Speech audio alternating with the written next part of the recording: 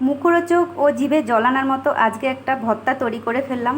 Hello everyone, রূপালী রান্নাঘরে সবাইকে স্বাগত জানিয়ে শুরু করছি আজকের রেসিপি খারকোল পাতার ভর্তা। গ্রামেগঞ্জে প্রায় জায়গাতেই এই পাতা তোমরা দেখতে পারবে। এটা হচ্ছে খারকোল পাতা, হয়তো অনেকেই চেনো।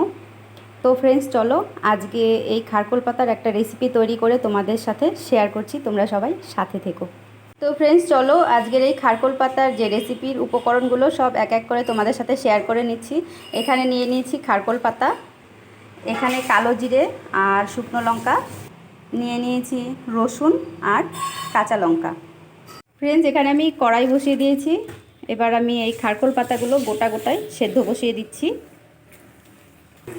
এখানে দিয়ে দিচ্ছি অল্প লবণ, দিয়ে দিচ্ছি কাঁচা লঙ্কা, আর এখানে অল্প আমি জল অ্যাড করে দিচ্ছি পাতাটা সেদ্ধ হওয়ার জন্য। এবার আমি ঢাকা দিয়ে দেব। ফ্রেন্ডস, দেখে নিই কতটা সেদ্ধ হলো।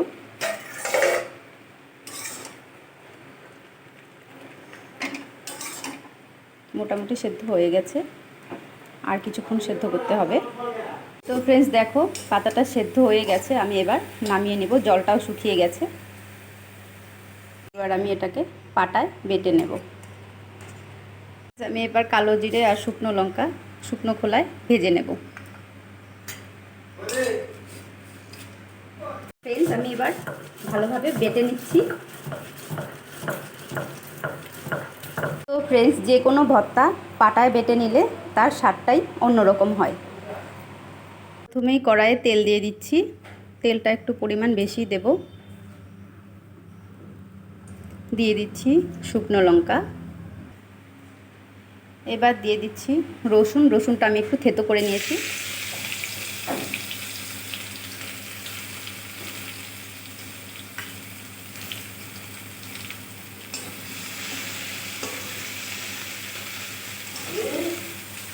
রসুনটা মোটামুটি ভাজা হয়ে গেছে। এবার আমি এখানে খারকোল পাতার বাটাটা দিয়ে দিচ্ছি।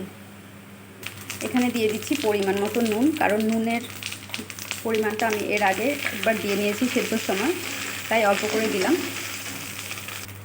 দিয়ে দিচ্ছি পরিমাণ মতো হলুদ,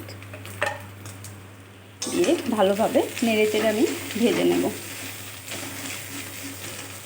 খেয়াল রাখতে হবে কড়াইয়ের নিচে যেন লেগে না যায়। তো ফ্রেন্ডস, তোমরা কে কোথা থেকে আমার এই রেসিপির ভিডিও দেখছো অবশ্যই কমেন্টে জানাবে। তোমরাও বাড়িতে এভাবে একবার ট্রাই করে দেখো, আশা করি ভালো লাগবে। তো ফ্রেন্ডস, দেখো ভর্তাটা হয়ে গেছে, আমি এবার নামিয়ে নেব। তো ফ্রেন্ডস, দেখো আজকের খারকোল পাতার ভর্তা হয়ে গেছে, আমি সার্ভ করে নিয়েছি। রেসিপিটি তোমাদের কেমন লাগলো অবশ্যই জানাবে।